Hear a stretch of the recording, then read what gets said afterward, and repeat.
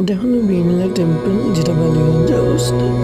খুব সুন্দর লাগলো আমাদের এখানে গিয়ে। আমি আর আমার ছেলে গেছিলাম সন্ধেবেলা 7:30 নাগাদ পৌঁছে গেছি। বেশ দারুণ মজাই হলো, সারাটা দিন কাটলো, দারুণ দেখতে লাগলো।